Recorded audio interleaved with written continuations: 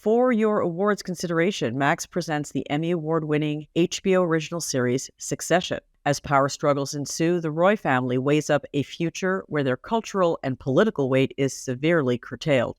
Don't miss the series IndieWire calls the end-all, be-all of TV.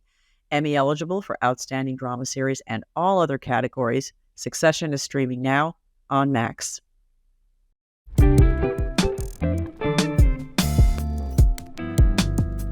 Welcome to a special episode of The Wrap-Up, a look behind the scenes of what's happening in Hollywood and the world of media. I'm your host, Sharon Waxman, the editor-in-chief of The Wrap, and joining me is my co-host, Adam Chitwood, our co-executive editor. Hey, Adam. Hello. It's been a while. It's been a minute, but I'm so excited to bring the podcast back for lots of good reasons. There's tons of news. This week, we're excited to bring you two fascinating interviews. I'll be talking to Bridget Everett, the star and executive producer of Somebody Somewhere, a quietly devastating dramedy, those are my words, set in Kansas, which just wrapped its second season on HBO. And then we'll follow that up with a fascinating roundtable discussion in honor of Pride Month, featuring LGBTQ stars of shows including Ted Lasso, Yellow Jackets, Schmigadoon, and others, moderated by The Wrap's Elijah Gill. But first, let's talk about what's been happening in the news. And by news, I mean news that is not including the second indictment of Donald Trump. Yes, exactly. You know, we are now in the 7th week of the Writers Guild strike. DGA is in the midst of considering an offer or a deal from the studios. And we have a potential strike from SAG on the horizon. There's a lot going on. What are you hearing? What's going on? I think people are getting really antsy. I mean, it's been, I think there was a lot of exuberance and just basically adrenaline out there among the writers because there was this huge sense of solidarity and people really wanting to get out there, this pent up frustration and that I think writers wanted to show. And I think a lot of other people wanted to, show solidarity with actors and directors. And, a lot of people are both writers and directors. But I think now it's time to come back to the table. Like the whole town is shut down. It feels like there is a very strong show of solidarity amongst the guilds. And although the Directors Guild has a deal that they're negotiating with, it looks like a lot of the DGA members are pushing back on that deal. Yeah, they are. I'm seeing that a lot. I'm seeing people on Twitter saying I'm voting against it. And people are like, yeah, you do that. So this hope that the DGA agreement would, sail through, and then that would open the door to both the Writers Guild and SAG then coming back and making a deal. I mean, the studios have to show some sign of interest in doing that. So far, they really haven't. Yeah, and from our own reporting here at The Wrap, a big sticking point with the DGA deal is that the studios are willing to offer the streaming residuals that the members of the DGA are wanting. In return, they are asking them to agree that studios don't have to provide streaming data, viewership data. Right. This is going to be a major sticking point. Exactly. It's literally a rock and a hard place. Totally. Yeah. Everybody agrees that it's absurd. Well, everybody but the streamers who have an interest in not taking it as common sense. But people want to know when their show is successful or not successful. And so that seems to be a really fun, like a baseline point that we need to resolve. Because if streaming is going to be the new model for this industry, and as linear TV declines and cable declines, how are we going to actually have any transparency into how these companies are working, how they're running their businesses, much less how they're compensating their creative partners? Yeah, exactly. And I think we're at the point now where the peak TV bubble has burst. We're seeing a contraction amongst those studios of that content as both for like just in general the amount of money they're spending on shows is coming way down. Right. And as Wall Street has shifted away from it doesn't really matter how many subscribers you have. Are you profitable? Are you making money? It's also been interesting to see the studios are very much preparing for, and it seems like they are expecting a SAG strike. Press for July and August films and TV shows has been moved up to June. They are packing junket on junket on junket into this month. So it's going to be very interesting to see what happens after the end of June. Yeah. It's not looking so great. So we'll keep an eye on that. Meantime, let's check in on what's going on with media, which is also not great. This past week, we've seen all kinds of cutbacks at news organizations. 73 jobs in the newsroom that were axed at the LA Times. 4% of the staff of The Athletic, which is owned by the New York Times, which was just bought by them for $500 million about a year ago. They've just announced 4% staff reductions. They turned the lights out totally this week at a small digital newsroom that covers tech in Los Angeles called .LA.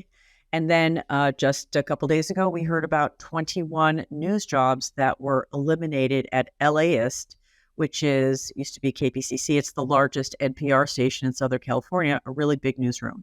Not a great week for media. What do you think, Adam? It's awful. And I just saw an Axios, which has been tallying up the number of cuts. The number of cuts in 2023 has now surpassed the number of cuts that happened in 2020 due to the pandemic. The number of media already, and we're only in June. Already. Wow. Which is wild. Yeah, because the thing about it is, I've lived through so many cuts. I'm sure you have too. On the very day that the Wrap launched back in 2009, Variety had massive cuts, and it's just been wave after wave after wave. I myself wonder at the LA Times, which added 150 newsroom jobs when the billionaire Patrick Soon-Shiong bought it several years ago.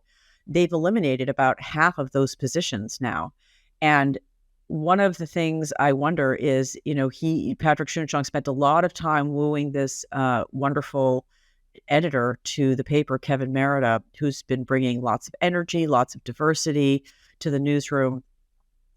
How much of that he's going to want to preside over, because ultimately that's not fun to preside over the diminishing of a newsroom. And unfortunately, what ends up happening is that diversity takes a hit with these cuts too, because it's usually the latest people, the most recent hires are cut first. So that will tend to be, if you're trying to add diversity, it's going to be more of the diversity, more diverse staff that gets lost. And that certainly happened at LAist.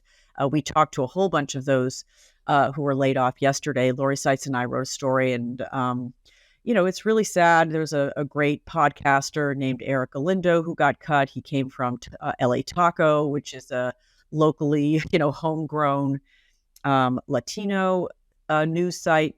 So, it's disheartening, but we're going to continue to cover it. That's for sure. Yeah, I am curious from your perspective. What are you hearing is, the overall reasoning for this? Why is it so bad right now? I think advertising is down. Yeah. Advertising is down. Advertising is being hit across the board. And we're definitely seeing it at the Wrap for sure. It's not like we're not feeling the pain. We are. And most of our advertising comes from the entertainment studios, and there's been pulling back there. I think just in general, there is a sense of caution and conservatism across the advertising industry. And so if you're a news organization that depends a lot on advertising for your revenue, and all of these guys do, as opposed to, say, a subscription model, then you're going to be feeling the pain. Well, also this week, we saw Disney upend its entire film slate. I don't think they'll be the last to do this, but really big moves and shakes. Avatar 3 pushed a year to 2025. I believe the very first release date announced for Avatar 3 was 2014. So it's going to be a while. Wow, yeah. And that created a domino effect. The fifth and final Avatar film is now set to release in 2031. Which I don't know if you can comprehend that far. Yeah, seriously. That's almost a decade away. Yes, and Disney also delayed the entire slate of Marvel films, save for Deadpool 3, which they actually moved up to May of next year. So what's behind this? Like, why are they doing this? It's a number of different things. Number one, I believe it's and we have a really great story with some great reporting by Scott Mendelson and Jeremy Fuster, our film reporters. But it really chalks up to, number one, with the Avatar 3 date is creating a domino effect. And the Avatar 3 is due to James Cameron getting more time, because Avatar 2 made an insane amount of money for Disney, and now James Cameron gets what he wants. Mm-hmm. Avatar 3 is already largely in the can. He shot most of it, but this is all post-production work on that. And then number two is writer's strike. They are, productions of Deadpool and of Blade and Thunderbolts, I believe, have both been delayed, which are 2 Marvel films. Those were supposed to start shooting this summer. Now they will not. So writer strike is pushing some of this stuff. So Disney is kind of trying to writer strike proof its slate a little bit. And then the other thing is Bob Iger really solidifying his legacy. I mean, the other big thing here is that they plan to release 2 new Star Wars movies in 2026. This will be a big gap from the last Star Wars movie that was released, Rise of Skywalker, which was met with a poor critical reception and really caused something of a reset for Lucasfilm to decide what they wanted to do. I mean, in some ways, is it maybe better? Because we've been complaining that they've been driving way too much content into that pipeline just to drive basically Disney Plus, right? So we've been saying, look, you're squeezing the franchise dry, and we've talked about that with Pixar as well. That there's too many Pixar movies kind of getting banged out. It used to take 6-7 years to make a Pixar film. They were so careful about every single frame and every line and every character. And now, perhaps I just wonder if that comes into it as well. I hope so. As a fan of these films, I hope that they're taking more time. I think we're also clearly seeing as Iger steps in for his second reign here, he is reorienting the focus on Disney Plus programming and how they're approaching Disney Plus. So I think that's going to be reflected in the theatrical film slate as well. Big ramifications on the calendar all the way through 2031, and be interesting to see how the other studios respond. It's my pleasure to welcome to the wrap-up Bridget Everett, the star and executive producer on Somebody Somewhere, a drama comedy that's on HBO, set in Kansas, and just wrapped its second season and was also renewed for a third season. In the show, Bridget plays the central character of Sam, a woman surrounded by a group of misfit friends struggling to find her place in life. She's dealing with loss, family dysfunction, friend dysfunction, and then she reconnects with her gift of singing. It's a wonderful show, and I'm delighted to welcome you. Welcome, Bridget. Hi, thanks for having me. Yeah, I'm so thrilled to have you. So the show is so different than anything I can even think of that's on TV, but it's really about regular things, like human things, awkward, everyday situation things, death in the family, fights with best friends. It's actually like a great comfort to spend time with people like that, You grew up in the place where this is shot is it Manhattan, Kansas? Yeah, Manhattan, right? Kansas, the Little Apple. The Little Apple. And so did you grow up with people like the people who are on the show? No, I think that my childhood was a lot different. It's like, a lot of the people I grew up with that I'm still friends with are, church, family, faith, football on Sundays, Saturdays, like that whole thing. I had 2 gay cousins that I was madly in love with, but it's largely sort of a straight heteronormative kind of vibe when I was back in the 70s and 80s for sure. So then how do you get to this constellation of characters, which, I mean, I said misfit, and I feel like that's a little bit like kind of a knock, which I didn't mean it to be, because everybody's kind of a misfit, We all think we're misfits. Yeah, exactly, right? Murray, who plays Fred Rococo, is a really dear friend of mine in New York, and I feel like the kind of idea is like what my life might look like had I not moved to New York, and I think these are the people I would have found because they're my family in New York. So what would that look like if we ended up in the Little Apple as opposed to the Big Apple? But I think I feel like a misfit. I've heard Murray say that about us before, so I don't think it's a knock. It's not a knock. I think there is something really comforting though about seeing those characters portrayed on television. So how did this come to be that this story come together around you in your hometown? Yeah, well, I got to deal with HBO and connected with Carolyn Strauss, who's a friend of mine, and she said, nice. Well, why don't we check with what about Paul and Hannah, who are our creators, about working with them, and they're Midwestern and they pitched the world, and it really resonated with me because it was in the Midwest, it was the singing element, a sister who had died, Murray Hill was cast as Fred Rococo, so these are all like major touchstones in my life. And I was actually relieved because it felt like these are things that I can kind of hook into since I'm not a trained actor. It's easier for me to go on gut, and feelings, and I'm familiar with all those things. And so it made a lot of sense. And when they were pitching the world, my heart was in my throat the whole time. I felt a real connection to it. And originally it was called Emporia, Kansas. But then when we were out looking in Emporia, I was like, let's just drive over to Manhattan, see what you guys think. And but let's tell our listeners who might not know who Fred is as a character on the show, because he's somebody but so Murray Hill plays Fred Rococo, who in the pilots is sort of the MC of this choir practice thing. But eventually he becomes one of her friends and found family, and he's an agronomist, works up at K-State. So he's very different than Murray Hill, the person, if you're familiar with him, who's like sort of a downtown New York legendary performer. But and he's trans, right? Yeah, and he's trans, yeah. Right. And, so that's part of the sort of unusual characters that you encounter, right? And delightful, right? Like he's like a light, right? He's a light, and so is Jeff Heller, who plays Joel, who's Sam's best friend, and I think it's essential that she finds these people because she always felt like a little bit like an outsider, and these are people that make her feel like she fits.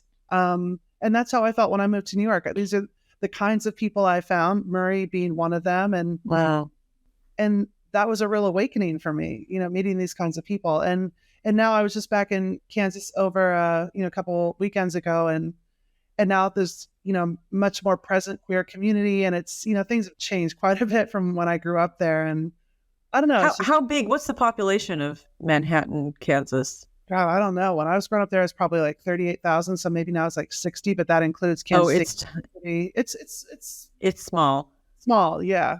It's like 2 blocks in Manhattan or something.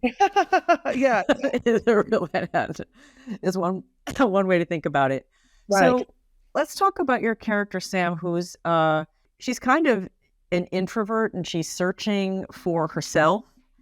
It seems like she kind of feels as if she's missed some opportunities in her life. Yeah. And she finds a certain way back through your incredible voice and this willingness to go back into this very vulnerable place of this gift. Yeah, I think ultimately she's kind of given up, like life kind of slid by and she never quite got her hooks in anything. And when you meet Sam in the pilot, her sister's died and she's sad and sort of, life on the couch and that kind of thing. And then she meets Joel and then all these other people who kind of sort of slow walk her back into life, because Jeff, who plays Joel, the character, is so kind of undeniable. Like he's very charming and warm and he adores her. And kind of most importantly to Sam initially is that he knew her as a singer, like when she was younger, and believed in her. And that singing is so vital to who she is, and she's kind of packed it away. So it's not that he like adored her so much that, sort of idolized her in high school. It's more that he saw something in her that she had kind of put to rest and didn't always believe in herself. So what I really love about the show is that, and what also felt very risky about doing it, it's not super plot driven. It's more about the connection of people and kind of the spice of lifiness about it. And it's actually really hard to describe as I sat down to try to like tell listeners about the show. And I really don't even think I did a great job of it, but it is really hard to describe. Yeah, because it's about people in Kansas, who are trying to figure it out. And I think it's about people. Like that's the kind of thing. And, Carolyn Strauss says it's what happens in the cracks. And I think that's such a great way of putting it. That's great. Because I it's not like super plot driven. It's not any of that. And anytime we try to push that, it kind of feels pushed. It's the things that feel most effective to me in the show are like sitting with the characters and kind of living with them. And that, even though the episodes are short, there are like sort of longer moments in it. But those are my favorite parts, me personally. There's lots of long moments. You're driving through the Kansas plain. Yeah. And there's I love the scenes with your with the vocal teacher. Yeah. She's such a deeply empathetic character, and anyone who's ever been lucky enough to have a teacher when they were young who saw them, it just like connects for me with any experience that I've had or people I know who've had someone who like can leave aside all the other stuff and just see you, just go straight to who you are. I'm so happy that you like that part and responded to that, because I was like, this feels a little niche, like when we were doing it, and I wanted Not to do at it. all. Oh, no.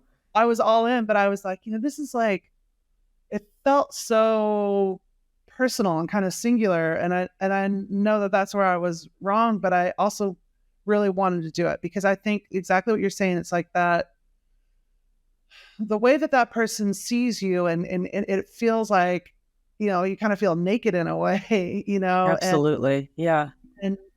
And there's certain, and Barbara, who plays Darlene, she has such a warmth about her, but also kind of this like teacher thing where she's like, there's a point where she gets she'll just like throws like every defense you're going to throw up. She's like, never mind about that. Let's just talk about what we're doing here. Talk really about that scene then, especially if you're claiming not to be a trained actress. I'm not sure I'm accepting that because you're a wonderful performer. I did a lot. I've done it like cabaret, and I've learned a lot on the streets. You know what I mean? Like the streets, I've learned kind of certain things, but I'm not like, I had to, people had to tell me how to read a call sheet, and all those kinds of things. Like, wow. I'm not. Like, that's pretty basic. Okay. But stuff like that. But I think. But hang on. I want to talk about this scene with Darlene, the character Darlene, who's your vocal teacher, where she places her hand on your chest, and she's trying to get you just to breathe, and it is one of those slow scenes, and it's a quiet scene, and she takes you all the way to this place of really deep emotion just by breathing, and you ultimately start crying and don't want to breathe with her anymore. Can you talk a little bit about shooting that and what it felt like and where you went?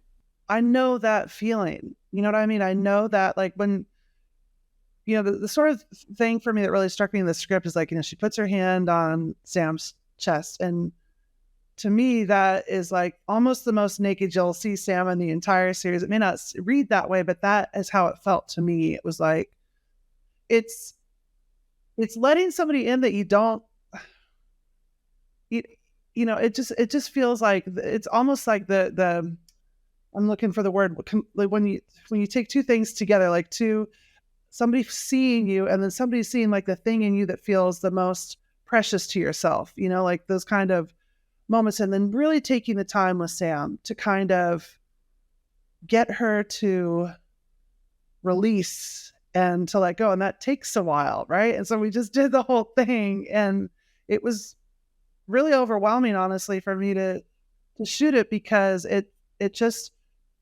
there was something about Barbara's way and the way she was, I just felt really vulnerable, and I felt open to her. And I feel like that's how Sam felt, and like, and I think as soon as Sam cracks open a little bit, it's like everything for Sam is like right under the surface. And if you can just sort of like zip it out a little bit, then it's like she wants to open up and she wants to share her pain, but she's too scared, and I feel emotional talking about it too, because I just think that there's something so beautiful and impactful about a teacher who sees you and wants the best for you, like somebody who wants you to find it, that they want you to just walk with you as long as it takes, or slowly. And also as you sort of leave the room and you see Barbara sitting there, or Darlene sitting there, and and I felt for her so much like that. I never saw it because I was always walking out of the thing and sort of collecting myself. But like watching that afterwards, I was like, God, the response, like that, the teacher does that over and over and over throughout a day. Like they give of themselves. And I, my mom was a music teacher, so I have a real soft spot for a music teacher. I think it's such a love. Oh, well, you buried the lead there. Okay. Generous, thing. I think, music is so personal, and what voice teachers and music teachers give their students is really loving. I mean, it's really about love, I guess. I think what any good teacher gives is love, and that you're right. That shot of her sitting on the piano bench, she just folds her hands in her lap. The look on her face is one of like pure centeredness of, okay, we did that, and that's part of the journey. It's kind of how I read it. Because what she's doing is necessary, and it's like she knows it, but it's it's like I don't know. I just think about like the people that kind of I'm sure a lot of students go in and they like just sing their scales and they're and they're out the door. But there's other people that you need to handle with kid gloves, and Sam was one of those people. You have been a cabaret performer. You've done stand-up comedy. You opened for Amy Schumer. I guess she's somebody who's been a supporter and a friend. But Sam, the character on this, is the total opposite. I mean, she's a total introvert, as you say, that she's like locked everything in and it's right below the surface. Is that hard to play somebody who's that quiet? Not really. It feels closer to the real me in a way, but I want to connect as much of myself to her as I can. And so it just feels difficult in that way. It feels like pretty raw, but it also feels really rewarding in the end. And I think that I'm learning so much by playing Sam. I know that sounds silly, but she goes inch by inch and but really is trying in spite of herself to grow. And that's something that I struggle with. So I don't know. I guess I don't know if I answered your question, but Well, go back to, you just said you're learning a lot by playing her. What do you mean by that? What are you learning? She's kind of willing to like mess up and move forward. When I was little, my mom said, they do it once, they'll do it 1,000 times. So like, I sort of have lived by the thing of like, just like, don't take too many emotional swings, just protect yourself. And I think Sam does that, but she's also willing, because of the people that she's surrounded herself with by Joel and even her sister, who she's making these really big strides with. I think she's just pushing forward as hard as it is for herself. And I admire that in her. And I also admire that, like, I think you watch TV sometimes and people are like, they're from episode to episode, they're making big strides, or they're growing, or over the course of a season. But Sam has really only grown this much, Yeah. little by little by little. And I don't know. I admire her for pushing through it as scary as it is, because I think it's most comfortable for me to sit on the couch and just sort of right myself. But Sam is like really, really trying to move through her fears. And well, she says, right, that she's never fallen in love. Like, she's never let herself go there. That's a big one. That's a big one. Yeah. I think, I can relate to that. I think that feels scary for her, but she has a lot of work to do before something like that, I think, is going to be possible for her. When you say you can relate to that, and maybe that's too personal to ask, but is that I think I can relate to it. I'll just leave it at that. Okay, cool. I have to also call out, I think Jeff Hiller, who plays your bestie Joel, is fantastic. There's just so many actually terrific performances and fully lived characters in the show. I think that's what really pull it. By the way, it have to be, because there isn't a lot of plot. You have to really care about the people of the show, and it's so hard to do, actually, to start from zero in this landscape of so much entertainment all the time, to get viewers to want to spend time with people who they've never met, and nothing particularly dramatic is happening. So you just have to sit with it and hang with it. But now, you've done season 2, you're going into season 3. You feel like you're on really solid ground, like you can take the characters more places now, or? I do. I think that, like, it's challenging to think what those are, because we've already hit on some big themes, but we did write season 3 in anticipation of the strike. And I'm sure, we'll want to, so it's done. It's written. It's written. I mean, I think that there's things that we'll, once we get back together and once, we can go back into production, we'll try to dig deeper. Cause that's the thing that, like, Carolyn, who's really kind of our fairy godmother, and also, and Amy and Pia at HBO, It's funny too, because I think of Carolyn as like this very New York person, you know? Yeah, but she's honestly got like the tenderest side. Like she's like, you know, she'll send me like videos on Instagram sobbing, you know, like we both are like, oh, really? Oh my God, that's so funny. Both just blubbering little babies, but also like fart jokes. So, you know, but like I think but she's always like, how can we go deeper? And then we'll just talk on the phone and then I'll start crying and we'll be like, okay, I think we should explore that. And I'm like, okay. Or you know, with Paul and Hannah too, our, you know, our creators, like we try to think about it, not like go deeper in the way of like, let's make them cry. It's more like to really get underneath the hood of what's going on for Sam. And sometimes that's a funny thing and sometimes it's a sad thing. But I like that. I like exploring Sam because I feel like I learn from her. Like, it's like, what's the note behind the note? You know, like that's what we're always trying to get to with Sam. Like, what is it? Like, what is it, Sam? Yeah, I really know what you mean. And so I think we're all going to hang in there with you. Before we go, I do want to ask, it's so beautiful to hear you sing on the show. And in the last season, you sing Ave Maria a cappella in the wind, sitting outside. So beautiful. Is that your favorite thing doing on the show? Is it the easiest thing? Yeah, it's beautiful.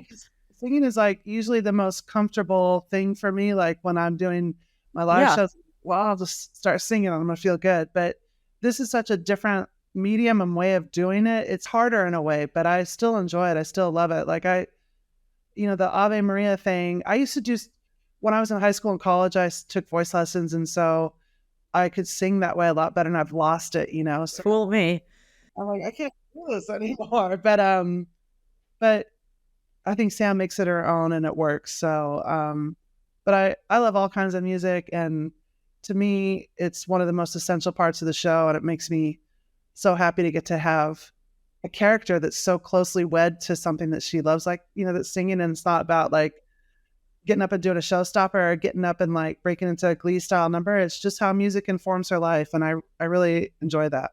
Yeah, it's definitely so much part of what we learn about her as character. So it's great. Well, thank you so much, Bridget Everett, for joining us on the wrap up. It's been great to talk to you this first time. I hope it's not the last time we get to talk. The show is called Somebody Somewhere. It just wrapped its second season on HBO. Go check it out. And we look forward to season 3 whenever that's coming. We'll talk then. Thanks. Thank you.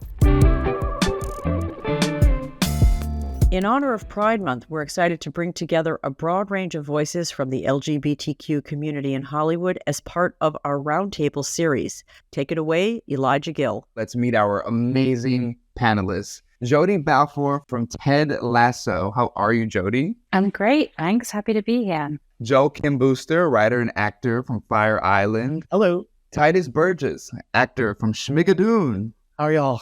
Harvey Guillén, actor, What We Do in the Shadows. Hello.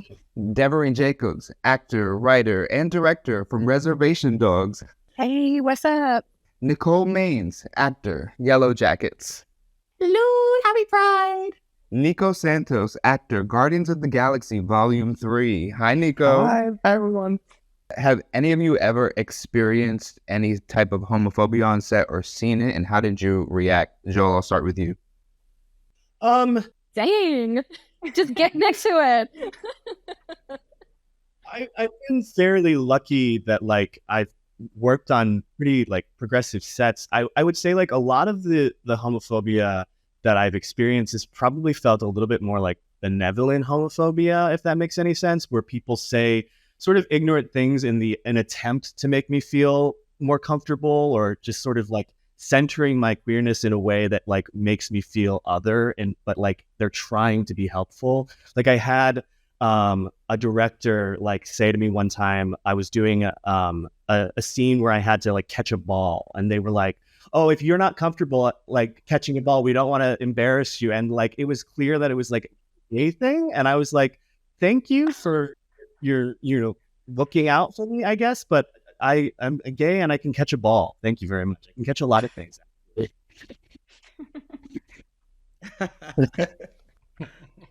Yeah, I had a guest role. Our two broke girls, and I was on a holding deal with CBS at the time. This was right after the showcase that they did. And there was one line in the script where I had to say that basically it was implying that my character was a pedophile because he was gay.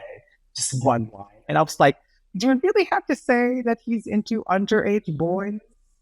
Can't that just be whatever? And so I told that to somebody from CBS, not knowing that they were like, hey, I hope you don't mind. I actually forwarded what you said to the head of the network at the time, and it really escalated all the way to the top. And be like, your concerns are being met. And I'm just like, I don't want to be blacklisted from the industry. I still want to keep this job. Because when you at that time, when you haven't really sort of like quote unquote made it, you feel that every wrong step you make would be like, it's going to be your demise. And then I really did truly feel like I'm never going to work again.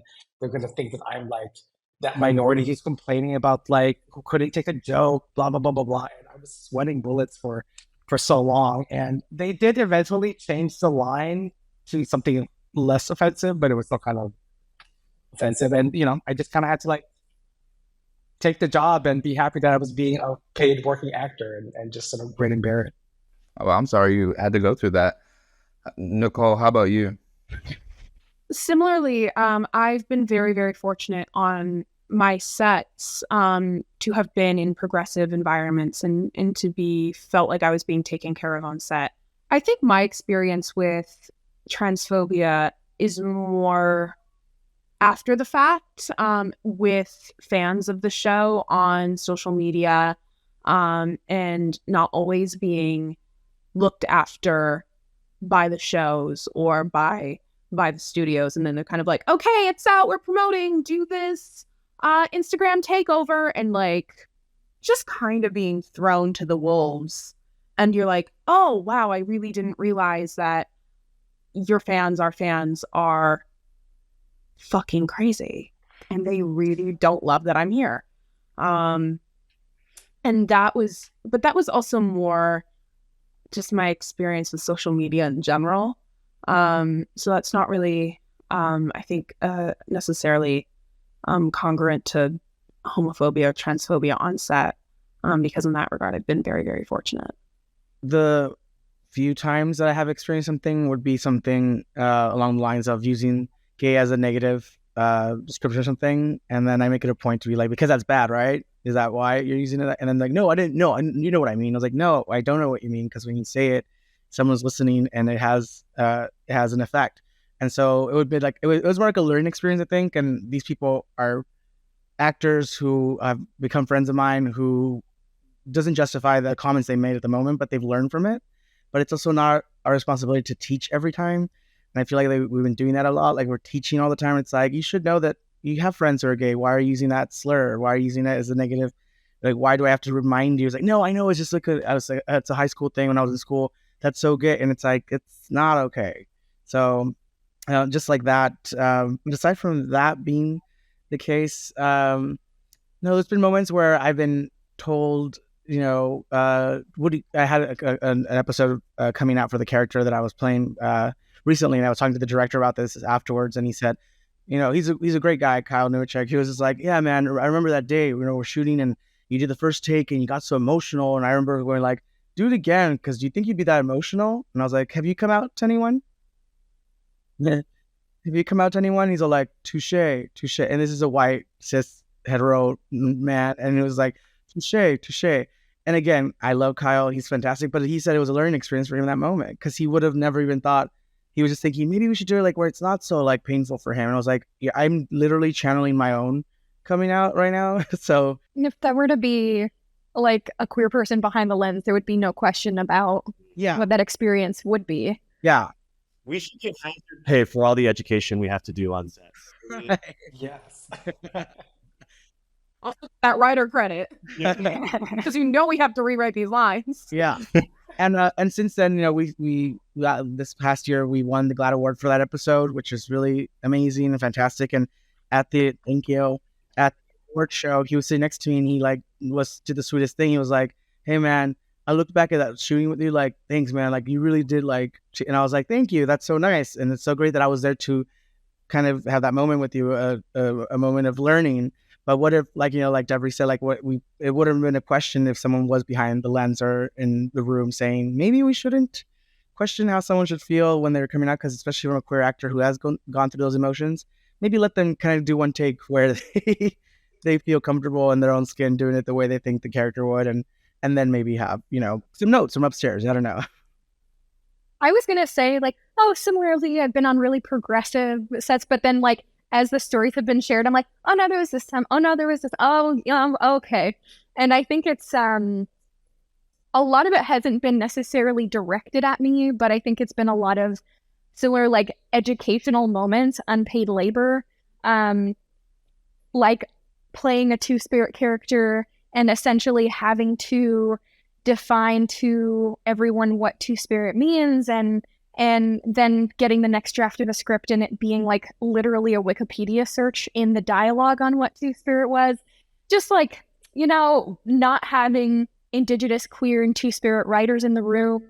But that's been, again, it's been more so like me being made to feel like a diversity hire, or like my own queerness kind of like being exploited, where there's a character who wasn't necessarily queer before, but then as soon as they learn that I am queer, all of a sudden these storylines come through, which is great and I'm always happy to play, but there needs to be a conversation about that, on if that's something I'm willing to lend from my own experience and identities. But I find the thing that I've been coming up most against in the industry, in spaces, is like making sure that people's pronouns are respected. Like, I feel like people are always rolling their eyes at me when I'm like trying to encourage people to put pronouns on the call sheet, when I'm trying to remind people what actors or crew members' pronouns are, and it just not necessarily being taken seriously is something that's been coming up a lot. So yeah, like, I didn't think there was, but as we've been talking in this conversation, I'm like, I've also been sort of reeling as everyone's been sharing. But I really haven't. I feel really lucky and grateful that, like, it's the sets that I've been on in the 3 years I've been out for have been, as most people are saying, fairly progressive. It's just this, it's the less tangible stuff. It's the experiential stuff, as everybody's pointing to, of like feeling like the hetero couples on the show have sort of love scenes that look a certain way, and my character, who's in love with a woman, when we have sex, it's covered only to a certain degree, or like we kiss drastically less times on camera than the hetero couples do, or just tiny things like that, which truly might not be a thing that they're intentionally doing, but it's really hard to digest when you're the queer performer playing that part and really believe in the storyline and the importance of it. All the time, every job I've ever had. But not because it's like so overt. It's largely because most everything, as we all know if you are taking in oxygen, is rooted in systemic white supremacy. So like, and it just, and it's not been so much overt as it has been a result of having very little vocabulary. There's so few words to describe the hues and range of emotion that we go through when we encounter something that we don't understand. And most of my encounters with homophobia, transphobia, racism has just been from someone who just didn't know what to do. And Harvey, you were saying something about it not, we shouldn't have to teach all the time. And, that's during the resurgence of the awareness of the Black Lives Matter movement again, which has never gone anywhere. But there was this rhetoric going around where we often would say, we shouldn't have to teach you at this point, we're not going to do that anymore, yada, yada. But like, if we don't, who's going to do it? And if we don't do it, who's going to do it? Then how then will we move past these moments? It's kind of like, while we should not be tasked with that, it is largely our responsibility, because to operate under the assumption that people who are ignorant are desirous of knowing better that's just not it, because they're not, because if they were, they would. So it's our responsibility to teach. Speaking of the responsibility to teach, was there ever a time that you had to educate writers when it comes to queer stories? And also, were there times where you read a script and it was either too cliche or almost borderline offensive when telling a queer story? Nicole, I'll start with you. I'm a tiny guy. I mean, it is, Devery, what you were saying about like not having two spirit people in the room, not having two spirit people directing or writing or part of the production process. I have very much felt that with being the only trans person on set. Is the burden really does often fall on me to correct people. I'm the first person they're going to, hey, how does this script look? Hey, what do we want to do? Hey, can you tell us what's transphobia? And just like, and and it's like, the thing is like, I'm happy you're asking the question. I'm happy that I'm involved in the conversation. I just don't love being the only person involved, because my experience as a cis-passing white trans girl who's had accepting parents, had access to gender affirming care at a young age, my experience with transness is not a cookie cutter copy paste. There's so many different ways to experience transness. There's so many different ways to experience queerness, and it's so intersectional with every other aspect of our lives that my own singular experience being a trans person doesn't even begin to cover the full range of stories that we want and need to tell. So I'm happy that you're asking me, but girl, ask somebody else too. Like, it should never be a situation where you have queer characters and not queer writers to at least go with those characters. If you're going to have a trans character, hire a trans writer too, because it shouldn't just be on that actor's now job also to play educator and be the token person. And well, if something goes wrong, we asked Nicole. I completely agree.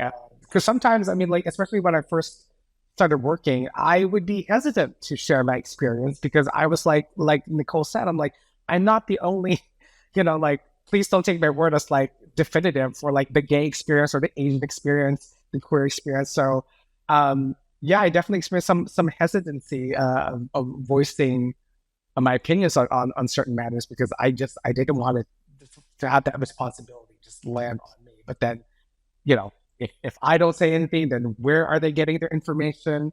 Yeah, it's such a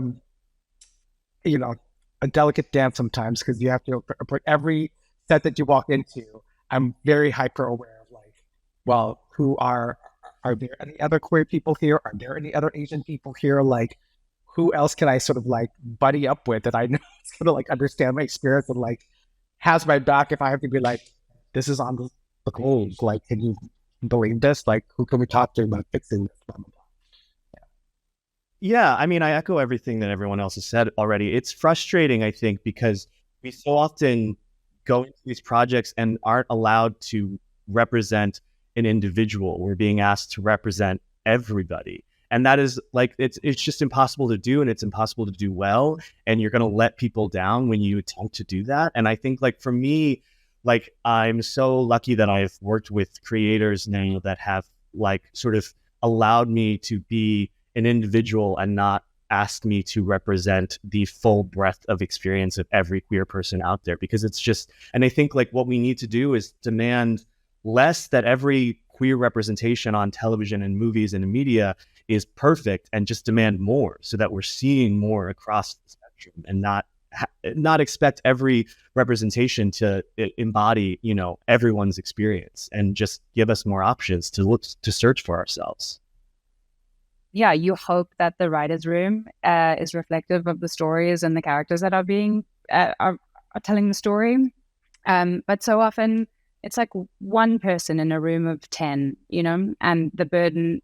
Well, not. I mean, yeah, it probably does feel like I've never been that person in the writer's room. But the burden that falls on them per Nicole's experience, and also B, just like that's the slice of the pie is sort of increasingly unforgivable, quite frankly.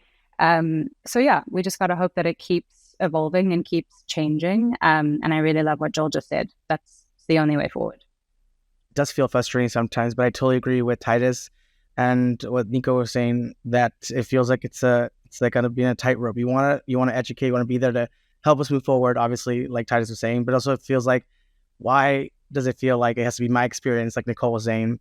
Because there's my experience, it's my experience, and I can share my experience. And in my show specifically, also being Mexican descent, there was no writers in the writers' room that were Mexican. So whenever we have a scene with my family, they were nice enough to let me kind of input, like, I don't know what to say that, because some of the words were kind of Google translated, like Devery said.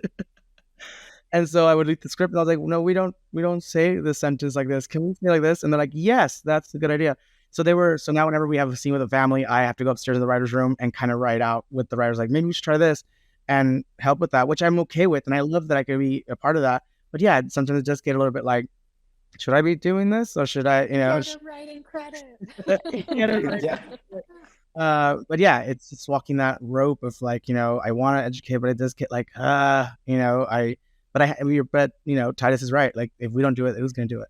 It's part of what comes with being the boss, though, isn't it? It's part of what comes with being the captain of your own ship. And while we may not often find ourselves in positions where we are getting paid properly to do the thing that we're ultimately tasked with doing, like it's going to be kind of unbalanced, I still think I hesitate to comment on how laborious or tedious it is to be singled out, to ask to carry the burden for a whole legion of people. Because I think about Harriet Tubman. This bitch went back over 600 times to the plantations to get people. I don't think she had time to be thinking about, I wish it wasn't me. Like, so I just think maybe it's us.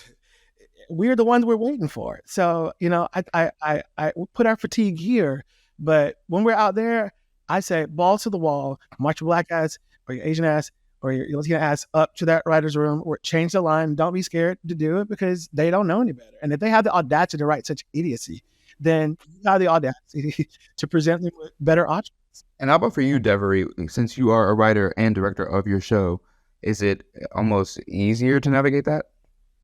I did get my ass into the writer's room since I was that annoying actor with so many notes. Yes. But now because I'm a WGA member now, we are on strike. So I'm not going to speak too much to that, since I'm very supportive of the strike.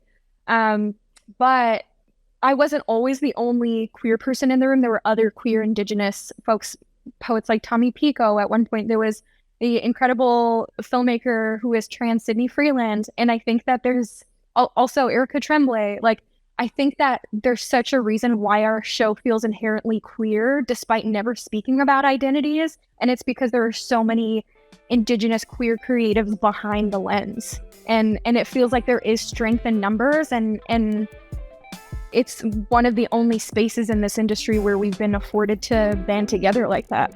And that's our show. Thanks for tuning in to The Wrap-Up. Follow all our coverage on TheWrap.com. Sign up for our morning First Take newsletter, and be sure to subscribe to The Wrap Pro. Discover why entertainment executives and professionals rely on Wrap Pro daily for exclusive coverage, analysis, deep reporting, and access to VIP events and screenings throughout the year. See you next time.